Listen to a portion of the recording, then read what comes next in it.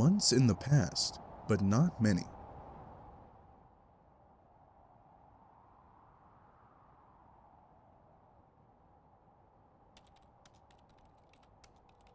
Hi, happy birthday, Rose. Hello, and thanks. Did you get John's present yet? I just opened it this very moment. What a stunning coincidence you would ask about it now. I am stunned. Yeah, I know. What will you make with it? And who said it was something from which something else could be made? Well, John did tell me what it was. Duh. I suppose I'll take a stab at learning this craft. It's the least I can do in response to the subtle dig concealed in his gesture. He often tells me I need a new hobby, when I make perfectly reasonable analytical remarks. Oh, but Rose, I don't think he meant anything like that by it.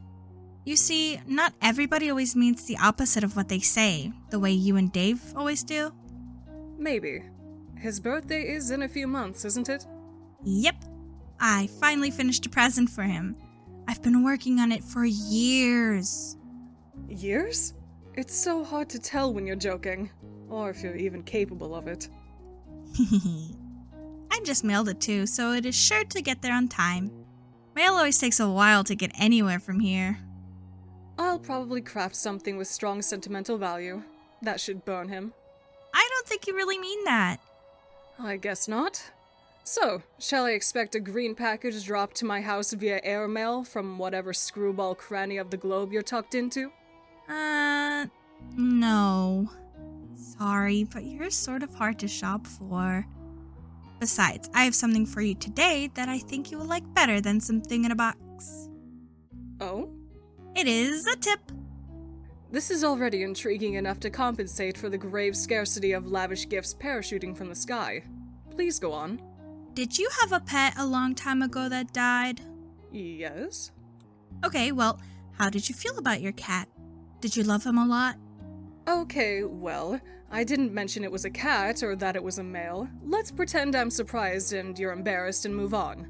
To answer your question, I would describe my feelings toward the animal as lukewarm. Okay. That's fine. It doesn't really matter, I think. Just, what if someone told you you could play a game that would bring him back to life? If someone told me that, I would regard the remark with a great deal of skepticism. If that someone was you, on the other hand, then I would have to ask preemptively, is that someone you? Yes, that someone is me. I just thought you might find it interesting. So, what is this game? Oh, I don't know. I'm just saying is all. I think you'll hear about it later, and maybe you can talk to John and Dave about it. They are way more into all that stuff than I am. I'll see what the word on the street is about it, in due time. For now, I should probably order a copy of Knitting for Assholes. It would be a shame if I ran late with John's present. Dave, get katana. You capsulog your katana. 2 plus 1 plus 2 plus 1 plus 2 plus 1 equals 9, divided by 10 equals 9, and prepare to venture out into the apartment to retrieve your bro's copy of the game. But first, maybe, just maybe. Dave, retrieve dead bird. Dude, that bird is long gone. It probably won't last long in this heat anyways. You don't even know what's up with this sick heat. The sun threatens to set but won't step off. It's staring you down, like the big red eye of a hot needle skipping on a groove it's tracing round the earth. While lingering in midair, its heat seems to suspend time itself, stretching it like warped vinyl. It's meant to rain this season, but there ain't been a drop in sight. Even a little drizzle would help. Might help to fizzle this sizzle a little bizzle, set the record straight on this global turn tizzle. So don't change the dizzle, turn it up a little. I got a living room full of fine dime brizzles, waiting on the pizzle, the dizzle, and the shizzle. G's to the bizac, now ladies here we gizzo. When the pimp's in the crib, mom, drop it like it's hot. Drop it like it's hot. Drop it like it's hot. English romantic poet, John Keats.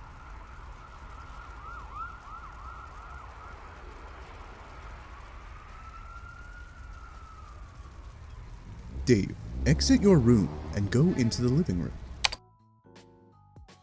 Sorry, little dude, coming through. Gotta put you down for a bit. You figure you've left him hanging long enough. Dave, hastily enter the room with wild abandon. You barge in and see a familiar face. A friendly face. Crazy fool? You stand in the living room. Your bro spends most of his days in here. At night he crashes on the futon over there. You don't see him anywhere though. There's the puppet chest he stores Lil Cal in when he takes him out on gigs, but when he's home he usually leaves Cal on display somewhere. And with good reason, cause Cal is totally sweet. So sweet. Man. Dave, pity the fool. It's your brother's Mr. T puppet, which of course is kept in the apartment with a sense of profound humorous irony. But as usual with your bro's exploits, this is no ordinary irony or anything close to a pedestrian Tier 1 ironic gesture, which is a meager single step removed from sincerity. This is like 10 levels of irony removed from the original joke.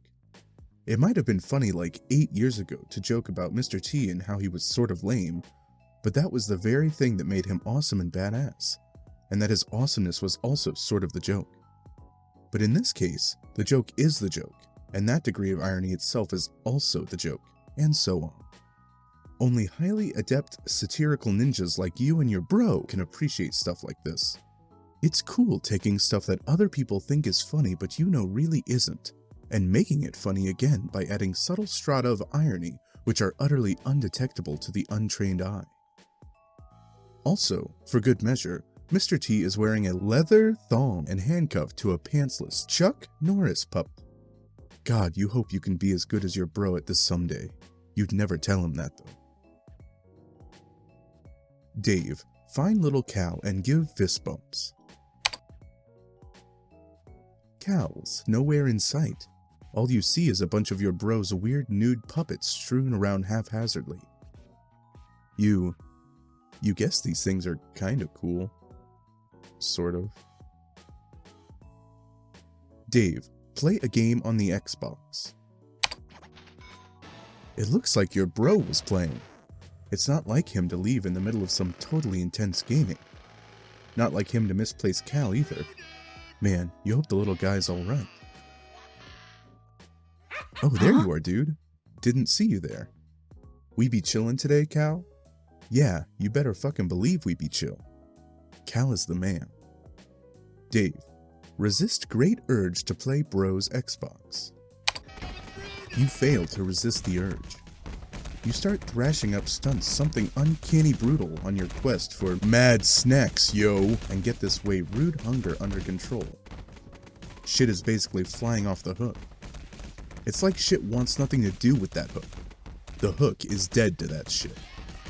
But you get stuck in some poorly modeled 3D fixture or something, like a railing or a piece of the wall, you'll have to reset. Fuck this shit. Dave, give Lil Cal a bro fist bump. Bump. Aw man, you almost forgot. Gotta give the C-Man some props.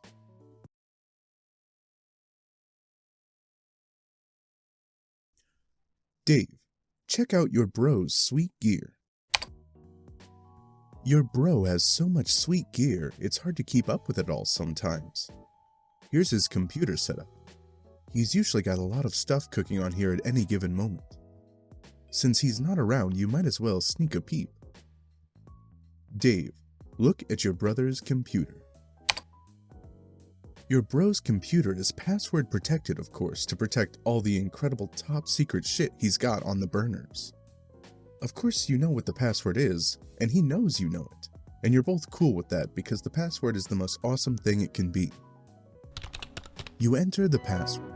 On the desktop is a hodgepodge of unnamed folders to store all the stuff he's working on. No one can decipher his organization system but him.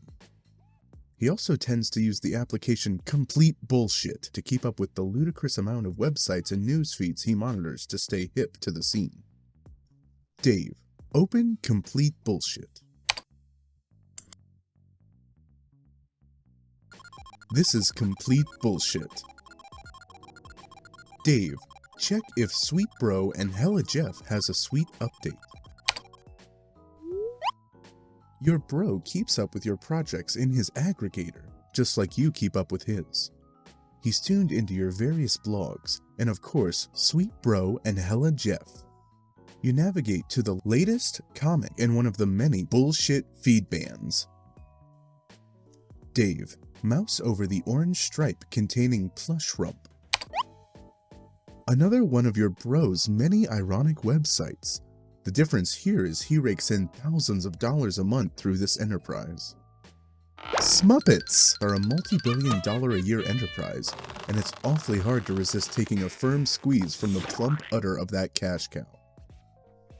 Dave, stop wasting time and look for Bro's beta. You guess you've messed around on his computer long enough. Better get a move on before it's too late for Rose, or worse yet, your bro catches you. But my god, the rumps. They are transfixing. You know this is ironic and all, and your bro reaches echelons of irony you could only dream of daring to fathom. But on rare occasions, when your guard is down, it all seems just a tad unsettling to you.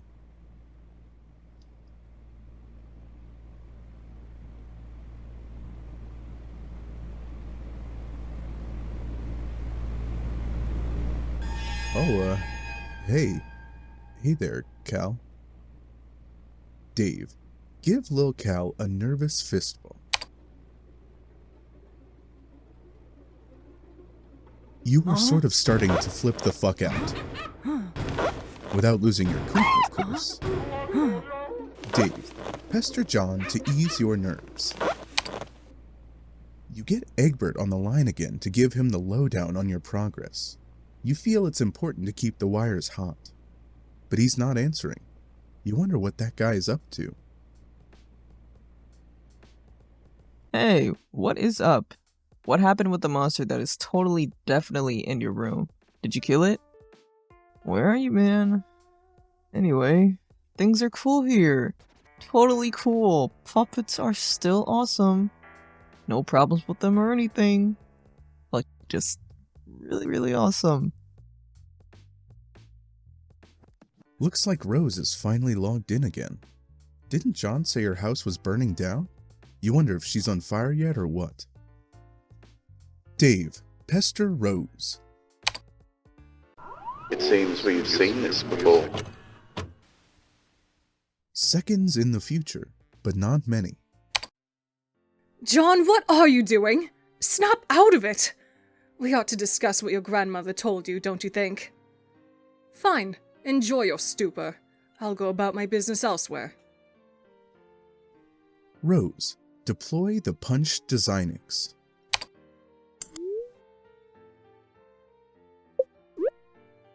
John, whenever you read this, you should know I put the shell you collected to use and finally deployed the Punch Designix. It is in your study. I can only drop it, though. You'll have to be the one to mess around with it and see what it does. When you're finished with your weird histrionics, maybe you could give it a try? I'm updating my walkthrough, and it would help to know what it does. Also, I should probably warn you that your house and yard are completely infested with monsters now. Try to be careful. So I can see. Stupid lousy imps. They're mucking up all my cool stuff. Oh, there you are. Oh, yeah. Sorry. I'm not sure what came over me there. I was acting really crazy for some reason. But my head feels like it's clearing up. I think I'm alright now. John, rebuild the claw hammer and return it to Specibus. You are getting way better at this sort of thing. John, confront Pogo Ride to prepare yourself for Nana. Thank God your sanity has returned so you can entertain extremely rational, coherent thoughts like this one. You examine the Pogo Ride from the bathroom window. You do not like what you see. Those sons of bitches. No one risks painful injury on your green slime ghost Pogo Ride. No one but you.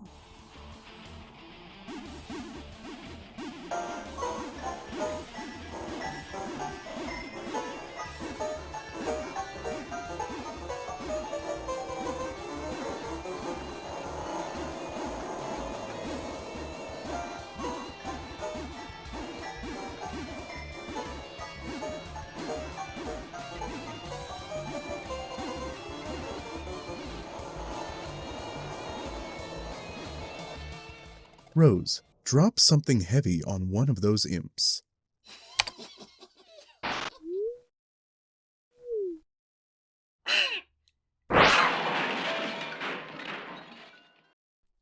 Rose, my piano. Ugh. Sorry. No nuance to these controls at all. I was hoping to bludgeon the imp without letting go of it. Guess I can't really do that. A broken piano isn't the end of the world, though. I guess you're right. You'll need to pick up the spoils in person. I can't interact with the grist. So, that means I have to go out the back door? Yes. Is there a problem? Well, it may sound dumb, but I was hoping to avoid Nana and her spooky ghost cookies. You're right. That does sound dumb. Can you see her in the kitchen? Yeah? What's she doing? Is she baking? You could say that. Are you sure you can't get that grist up to me somehow? Maybe. Rose, use Pogo Ride to fling grist through window. Doesn't look like that grist is going anywhere. You just never know with these gaming abstractions. Rose, drop Pogo Ride in John's bathroom.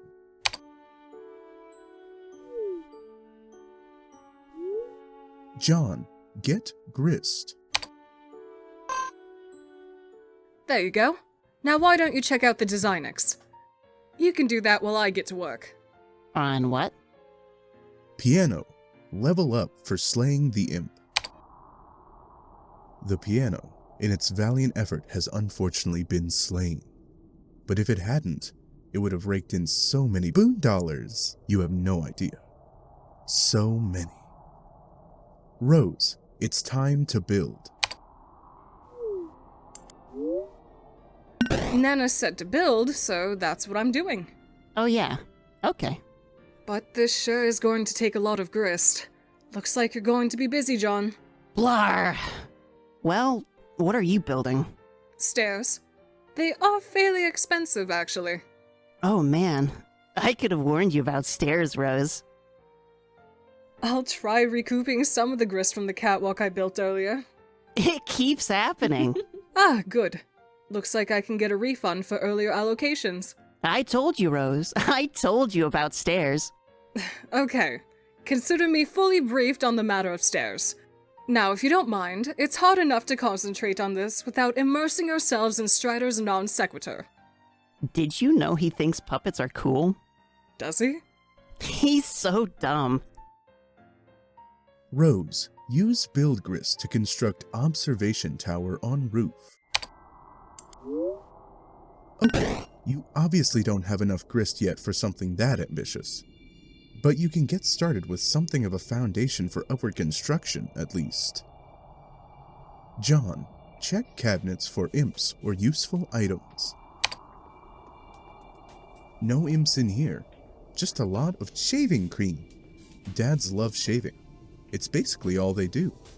When they're not baking, that is. John, bring 2 cans of shaving cream. You capture log 2 cans of shaving cream just in case. You never know when you'll need to bust out a hilarious shaving cream Santa beard to ratchet up your prankster's gambit. Your telescope goes flying out the window. John, ride Pogo Ride.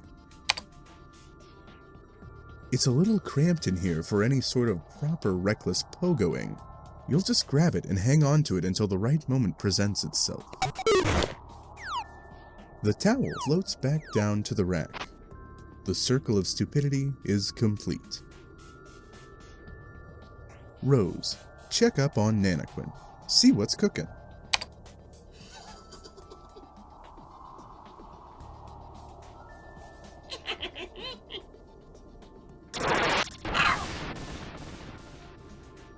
John, make your way to the study.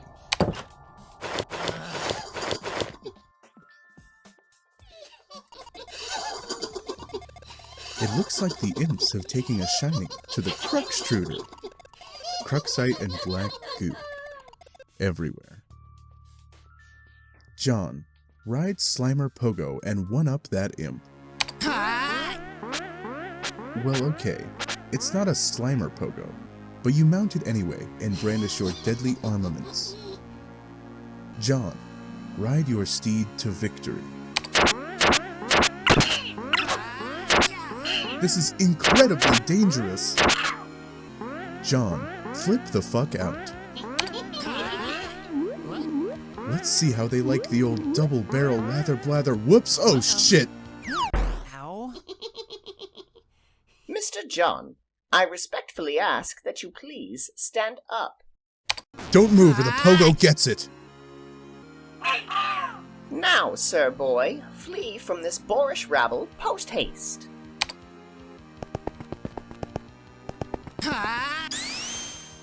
Spin move. Nice abscond, dude.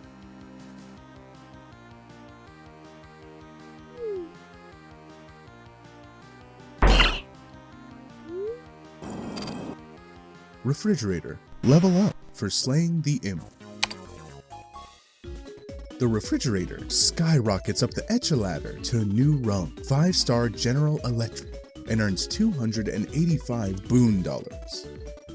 Things are really looking up for this feisty appliance. Well done, John. Polite congratulations. For some reason, you feel a sense of positive reinforcement. Wherever that feeling is coming from, it sure is a welcome change from your erratic moods earlier. Now, my civil fellow, I have a well-mannered query to ask. I blocked the entrance to the study to give you some space to work with the Designex. John, imps are behind you. Should I take care of it? You trapped your PDA again, didn't you? Why did you have to pick up all that stupid shaving cream? So pointless. Rose, drop something heavy on one of those imps.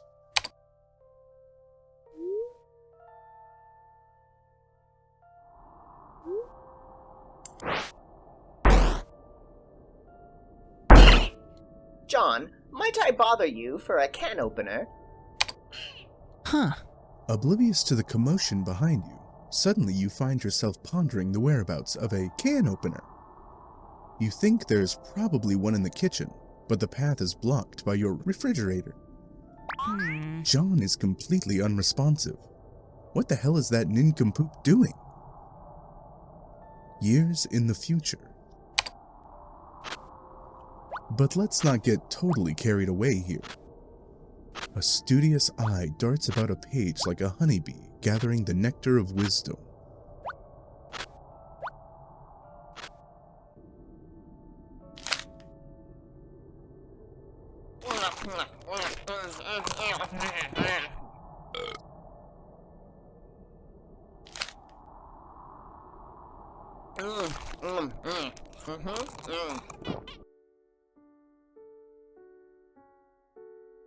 Appendix 3 Screen Captures Part 1.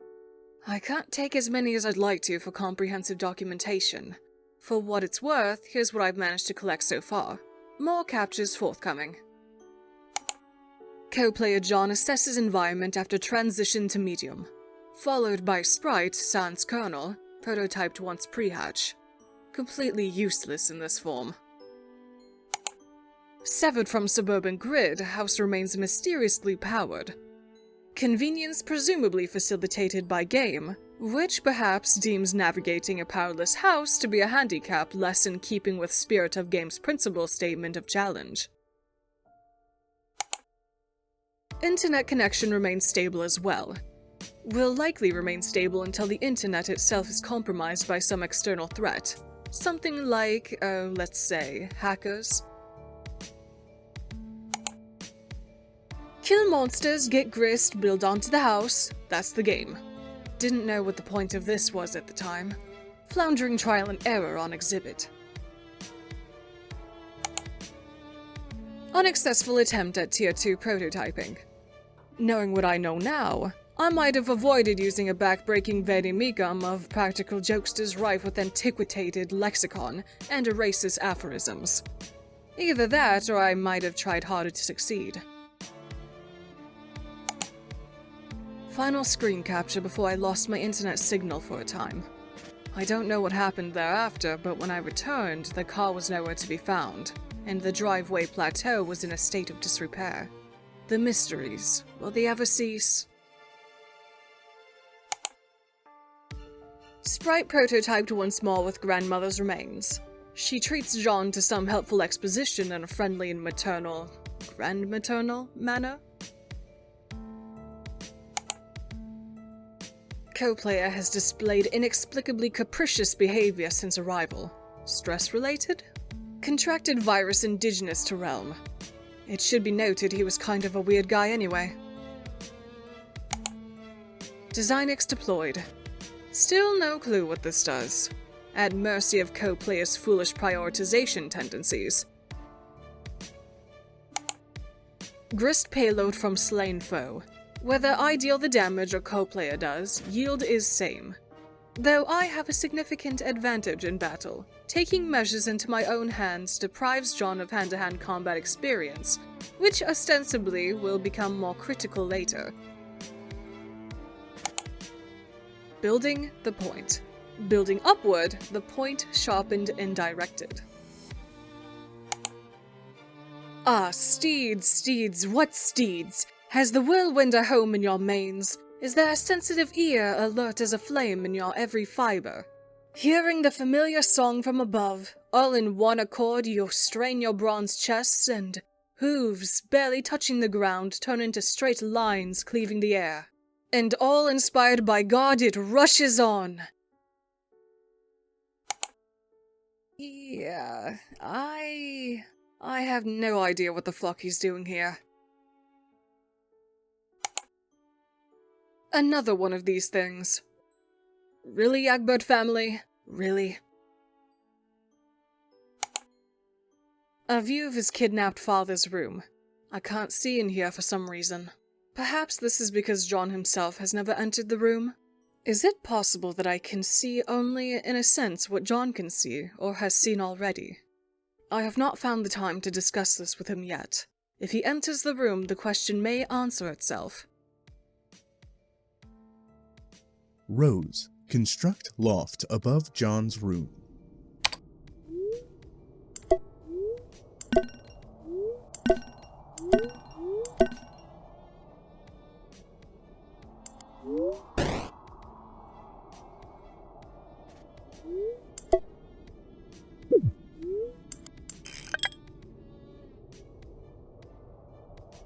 Ladders seem to be a bit cheaper than stairs. Fellow John, it appears we have reached an impasse. Yes, it seems so. The opener dilemma remains unsettled, most unfortunately. It is unfortunate, I guess. What are we talking about again? But it has been a pleasure nonetheless. Thanks for the courtesy. It's not really necessary, but thanks anyway. Oh, but thank you. Okay. Thank you so very, very much, dear favorable small primate. I shall take my leave now, John. Until next time. Wait, where did all this sweet loot come from? And why is there suddenly a crumpled hat on your head? John, gather grist, examine Designix. Feeling especially economical with your behavior suddenly, you scoop up all the grist in the room and turn your attention to the Punch Designix all in one fell swoop. The device features a countertop station design with a keyboard setup, not unlike an old-fashioned computer. There is a blinking red light and a diagram etched into a panel. Rose, answer Dave. Okay, wait, hold on. Why am I getting this stupid game for you? You're the one who should be wrist deep in puppet ass. What is the specific problem? The problem is I am up to my goddamn neck in fucking puppet dong. You know you like mannequin dick. Accept it. I am enrobed in chaffing, wriggling god fucking damn puppet pelvis. An obscenely long, coarse Kermit cock is being dragged across my anguished face. Let's put this into perspective. You put up with the puppet prostate because you love it. Also, coarse is a good word. You don't seem to harbor any sympathy for the fact that I burrowed fuck deep into lively, fluffy Muppet buttock. I'm whirling in the terrible cyclone at the epicenter of my own personal holocaust of twitching foam noses. It's like a fucking apocalypse of perky proboscis here. Like the proboscalypse, I guess. Are you going to start rapping about this? What? No, listen. Prong of flesh bereft of home, found solace twixt a cleft of Oh, foam. oh, Of apocalypse Jesus. your thoughts eclipse, a painted pair of parted lips, that dare through kiss that stir the air, that teases tufts of orange hair, and though faces flush in lovers' fits, hands snug in plush's glove befits. Okay, Dickinson, if you can shut your perfumey trap for half a second, this is serious. I am just saying, if I see one more soft bulbous bottom being like, kind of jutting out and impudent or whatever, I'm gonna fly off the handle. I'm gonna do some sort of acrobatic fucking pirouette off the handle and win like a medal or some shit. Then let's hope there will be a squishy derriere somewhere below the handle to break your fall. John, observe back of the first visible captcha log card. You flip over the top card containing your pogo ride. Anytime you captcha log something, a new code appears on the back of the card.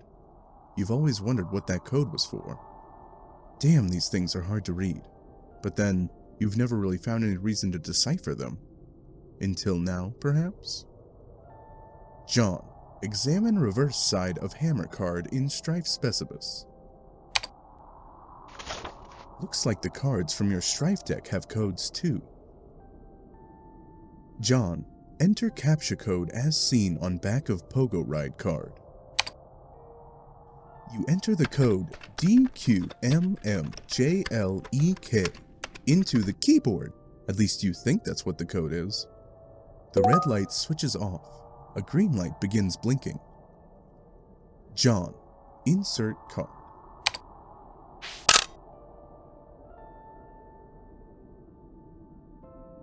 John, type in NZ7UN6BI.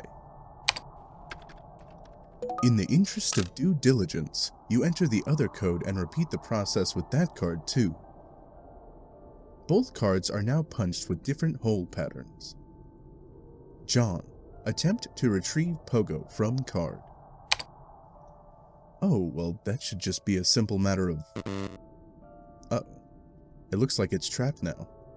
You don't see how you can access the item anymore, or store a new item there for that matter. These cards are pretty much useless now, and the items they contain are toast. But maybe all is not lost. Recalling from your experience with the pre-punched card, you may be able to use the cards to replicate the items in question. Assuming you got the codes right, that is. John, mash keys heedlessly. Not quite through with your cowboy empiricism just yet. You mash at the keyboard to generate a random code. You enter DSKJHSDK. The Design X stops you after 8 characters, which appears to be the maximum length for a code. The green light goes on, signaling its readiness for a card. You figure you might as well burn the shaving cream since the product is not exactly at a premium in your household. You also figure you might as well merge the 2 cans onto one card. You're a little sad that your dad isn't around for this. You have a feeling he would get a real kick out of the idea of duplicating more shaving cream. You punch the card with a pattern that is in no way related to the code for the item it contains. This should make for an interesting experiment. Mad science is a lot of fun.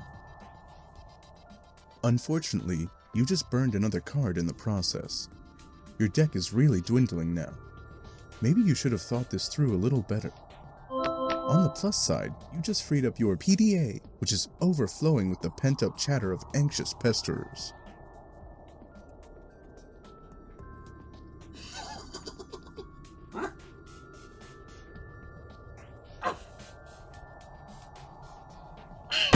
What in the fuck?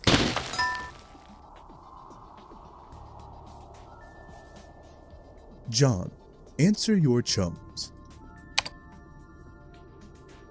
Puppets! Awesome! That's really all there is to say on the matter. Turn Tech Godhead, TG, changed his mood to rancorous. John, I'm about to throw a bathtub through your wall. Watch out! Wow, that was so totally unnecessary. I made a shortcut upstairs. I thought it'd be a good idea to get up there and try the cards as soon as possible. Also, you weren't being terribly responsive. You mean these stairs? Man, look at these shitty stairs. They're so narrow. I'm supposed to climb those? They're perfectly navigable. I'm saving on grist for now. If you keep slaying foes, collecting grist, and expanding the cash limit, we may not need to be so economical with our resources in the future. Huh. So, why didn't you just build a way up through that hole into my dad's room? Have you ever been in there? No. Exactly. Huh? I'd rather not get sidetracked. I'm more interested in further exploring the mechanics of the game than watching you discover what sort of outlandish Harlequin decor your father keeps in his bedroom. Oh, come on. What's the big deal? I'll just climb up and go right through. Will you? Yeah, why not? Are you saying you've never wondered what's in there? Or why it's been kept a secret from you? Well, I mean, yeah. Then trust me, you won't be going right on through. Wait, are you saying there's something, like, troubling in there? I don't know. What do you mean? What do you see in there? I can't see in there. Oh. But I don't have a very good feeling about it. Whatever. I think I can handle a few more stupid clown paintings. Rose, move punched cards to John's room. Rose, drag some Cruxite dowels up to John's room. John, collect grist, examine safe. You swoop up the bountiful supply of grist generated by your co-player's recent exploits. From now on, it will probably go without saying that you'll nab any grist lying around without making a big fuss over it. You check out the busted safe, which has made a noble sacrifice in battle. Some of your father's odds and ends have spilled out, including some old newspaper clippings and 2 rather hefty tomes. It's a fair bet that these books comprised at least half the weight of the safe. John, examine Family Tome of Humor. It's another copy of Colonel Sassacre's daunting text of magical frivolity and practical japery. This one looks really old, perhaps an original printing. Could it be the same one involved with your grandmother's unfortunate accident on that fateful day? Dad would never speak a word about it, but maybe Nana wouldn't be so tight-lipped. You give it a cursory perusal. It appears to be similar to your reprinting, listing all the japes and chicanery you have come to know and love. You captcha-log it, thinking you may give it a closer look later. John, examine contents of safe. You take a look at the other book. You're sure Dad thought this was a scintillating read, but it looks pretty boring to you. Maybe you'll crack into it someday when you're old enough to shave. Everything in this safe was obviously very important to your father. You wonder why he kept it locked away from you. Some things about him you will never understand. It seems he has been collecting scraps from the news over the years. These articles go back decades. Monday, April 13th, 1996. The Common Hornographer. Space rocks knock local burbs block off. Populace oblivious to broader significance of events, assuming there is any, which there definitely isn't.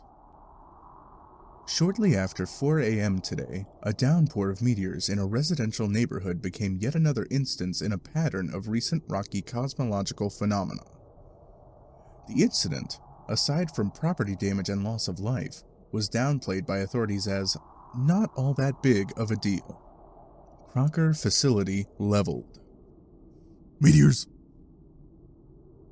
John, look at the piece of paper taped to the wall. Son, if you are reading this, it means you are now strong enough to lift the safe. You are now a man. As such, you are entitled to what is inside. I know you will take this responsibility seriously. I am so proud of you. John, turn the card over. 2, 49, 13. You guess this is the combination to the safe. This is completely useless. John, examine back of captchalogue card on floor.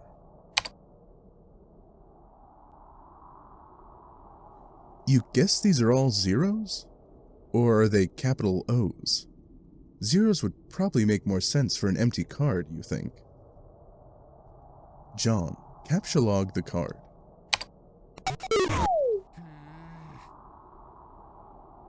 John, enter code on back of card into Designix.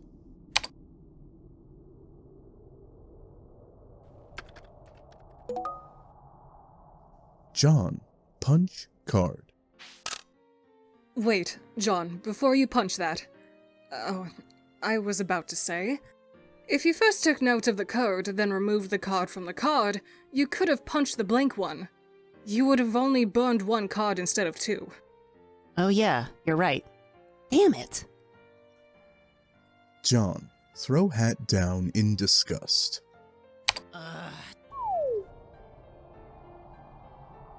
John, captchalogue punched captchalogued captchalogue card. Sweet catch.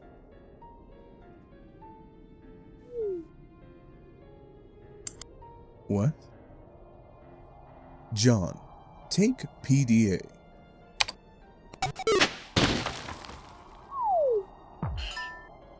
The 2-card Siladex. Inventory of dumbasses. John, level up.